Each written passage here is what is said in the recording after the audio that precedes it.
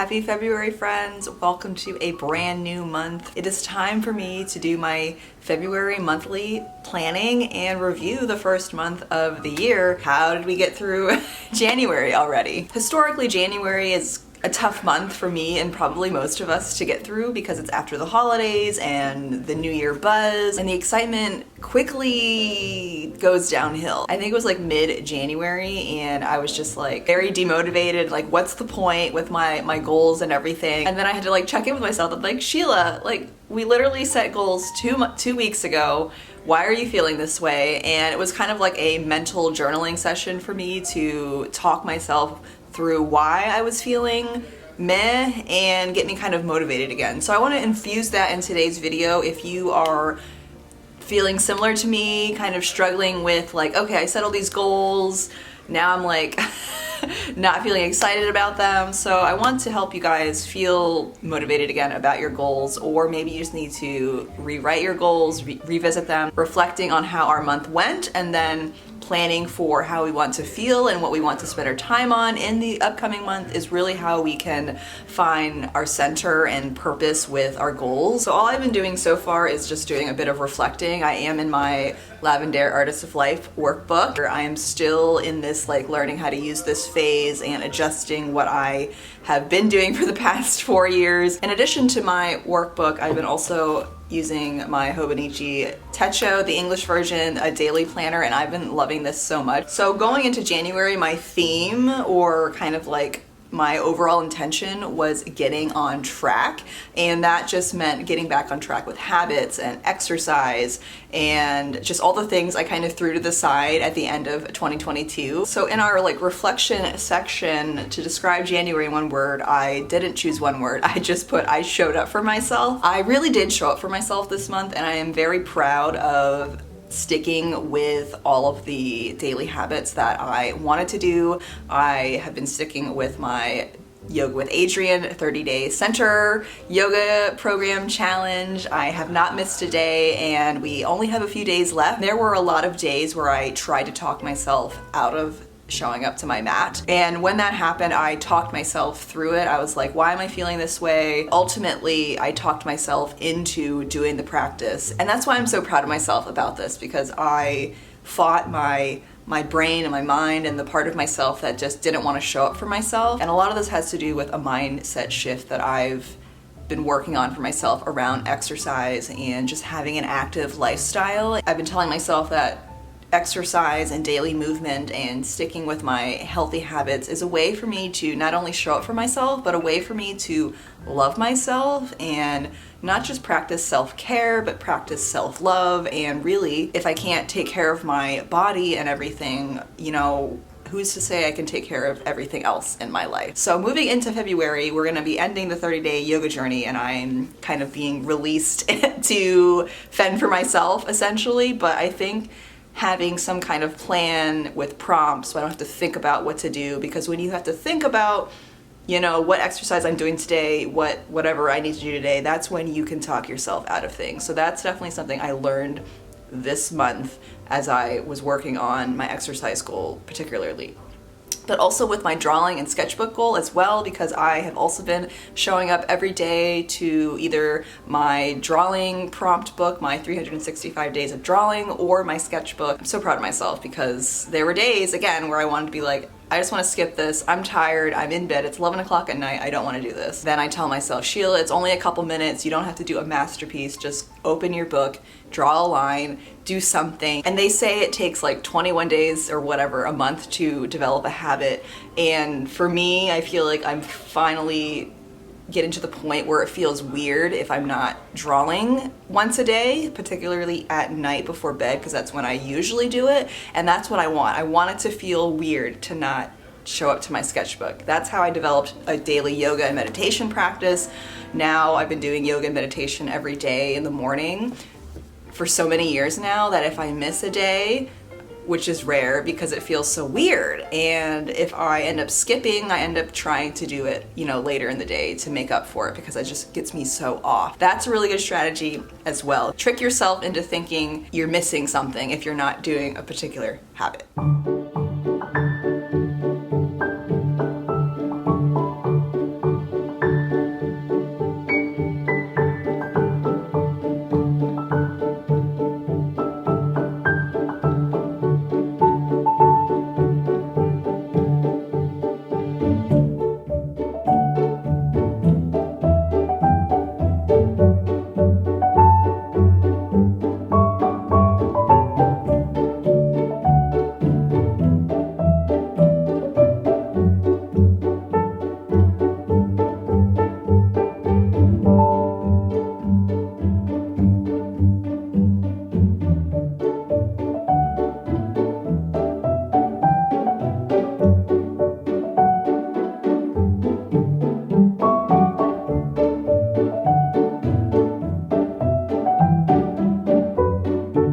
right, friends, let's talk about my February goals. February for me will be full of love and magic. I want to continue showing up for myself and showing myself I am capable of doing the things I want to do and not talking myself out of them. Apparently I have 7 goals. That feels like a lot for me. Let's just go through them. So I want to publish 4 videos on YouTube. In January I took like a week off, so now I want to get into a weekly uploading schedule again, trying to upload on a specific day. I always want to be aware and conscious of my like creative energy and not push myself, because that is very much capitalist a way of operating. But I do like having a schedule that allows me to do other things in my life. That's something I've been working on, is trying to develop a like filming and editing schedule and then trying to upload on Fridays. That allows me to clear out my weekend to do just whatever, whether it's rest, socializing, reading, hanging out with George, hanging out with friends, and not being stressed out about filming and editing. So far it's been working out for me, and I want to continue experimenting and trying to do that throughout the next month. All right, let's talk about books now that I'm already on to my second goal. So my reading goal this month is to read 3 books. I have so many books that I want to read, and I don't know. I'm just excited about a lot of books, but like reading them all and making time for them is always the challenge, isn't it? So this is kind of the stack of things I want to read in the very near future in February. Don't like making very strict TBRs, and I know there's probably gonna be books that come out for the February book of the month that I might be drawn to, but I really want to try and, you know, read the books I already have and like not try my best to not get any new titles. Currently, I am reading The Poppy War by R.F. Kuang. I love it. I'm loving it so much, so I'm really hoping I can finish it within the next few days, possibly by the end of January. So the other books for February that I want to read is The Circus Train by Amita Parikh. I wanted to read this in December when I got it for book of the month. I wanted to read it in January. I haven't gotten to it, so I just don't want to brush off books and then they get put on my bookshelf, because this whole like top shelf up here is that like dumping ground of TBR books that I need to read but lost like the excitement of it. So we're trying to be a little bit disciplined, and I think this will be a good winter story as well. I also want to read Kindred by Octavia Butler. I want to watch the show on Hulu. It sounds amazing, but I also want to read the book before I watch the TV show, so we're gonna read this for Black History Month, and it's a relatively, I think, doable book with all my other large reading goals for this month. It's under 300 pages. So the main character in this book, it's based in 1976, and she's a Black aspiring writer, and she somehow goes back in time to 1815, where she is assumed to be enslaved. And I just love time travel. I love the history around this whole topic, and I think it's going to be a really enjoyable book, and I'm excited to read the series. So yes, also I love this cover. I love it so much. Okay, and then the 2 other books are interchangeable depending on my mood, but you guys know I've already shown these books before. We have Babel by R.F. Kuang and Age of Vice by Aditi Kapoor. You know, I'm just gonna be drawn to whichever one, but I need to read one of these. I did read like a few pages of the beginning of Babel, and it sounds really interesting. Trying to get like that energy to be like, yes, I want to read this, you know, but Age of Vice has been getting great reviews as well, and I don't know. I don't know which one to read. Those are at least the February wish list in terms of reading. All right, next goal. I haven't been doing very well for January. Book of Psalms, Bible study. I've been bad at that. I need to improve on that. Financial goals. So yesterday I took some time to do a financial like check-in, looked at my 2022 finances and just revised my like monthly budget and figured out, you know, just how I want to be spending my money this year and feel very clear on that, which is great, and have a monthly finance goal of transferring a certain amount of money into my savings account to have as sinking funds and towards my debt, student loan debt, extra payment stuff. In terms of like my budget, I like to revisit every year and adapt the 50-30-20 rule, where 50% of your income goes towards necessities, so like rent, bills, groceries, etc. 30% goes towards just general spending, like things you want, like subscriptions, clothing, books, coffee shops, going out to eat, yada yada yada, and 20% is supposed to go into your savings account. Since I'm focused on paying off my student loan debt, I am switching the wants and spending, so 30% of my income is going to go towards my savings, and 20% of my income is going to go towards my spending. And I mapped that all out yesterday and I feel very excited, and that's kind of the motivation I need to stick to my healthy money habits and not overspending on things. Feeling really good about my yearly goal, which is to have a certain amount of money in my savings account by the end of the year, and then my monthly goal is just going to be contributing, you know, a breakdown of a certain amount of money divided by 12 to hit that goal. All right, my movement goal, health goal, you know, physical health goal, just continuing what I'm doing, daily movement, 30 minutes, and that's a very loose kind of thing. I'm not being strict on myself by saying I need to work out 4 days a week for at least 20 minutes. I've done that in the past. It can work for some people. It didn't work for me last year, so I've been giving myself a loose, like, daily movement. Just work out, you know, do some activity for 30 minutes every day. And of course, I want to have rest days as I, you know, move into a more particular workout exercise schedule, because rest days are very important. But as I ease into this, I just want to have it to be kind of loose, and I can, you know, be intuitive in how I show up to that. Goal 6 goes with my like creative goals, which is to take a Skillshare course. January, I also wanted to take a Skillshare course, and I started one called The Busy Creative, teaching you how to make time for creativity. Me in particular is drawing, and they show 3 kind of sketchbook practices depending on how much time you have each day. So like if you have 5 minutes, 10 minutes, or 15 minutes. I have a few more lessons in that course that I want to finish up and then start a new course in February. I'm also exploring doing more of a structured course curriculum, which I talked about in a previous video where I set up my like drawing self-study tracker in Notion. I want to lean into that. I was like, initially I could kind of start doing a weekly course that I put in my Notion starting in February, but I like the idea of also doing Skillshare.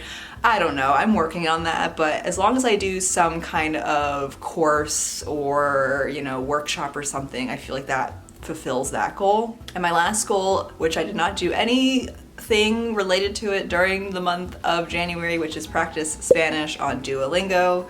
Just like my spiritual faith goal, we're working on it, friends. There's only so many things that we can dedicate our time to every month, and January is always a time for me to just focus on the things I can show up for, and then kind of audit my time and check in and be like, do I have time to do these additional things that I want to be doing? Those are things I'll be thinking about as we move into February. I want to encourage you guys to also think about just what you have a capacity for, what you have mental energy and physical energy for, and your resources. There are so many things we could be doing with our time, but there's only a certain amount of things we can truly be intentional with our time doing. So I want, you know, that to be more normalized in achievement culture. So those are my main goals that are in my Lavender workbook. I did put these all into my hobonichi techo in the page that's at the beginning of every month. That is just becoming my like dashboard for my monthly goals and habits, and that's a work in progress, but I look at my hobonichi more than I do my Lavender workbook, so having things in 2 places is very important, especially in my daily planner, because I'm looking at this literally every day and referencing this page. So I really like that, and I might also add my habits, or like, I don't know, I could put a tracker on here.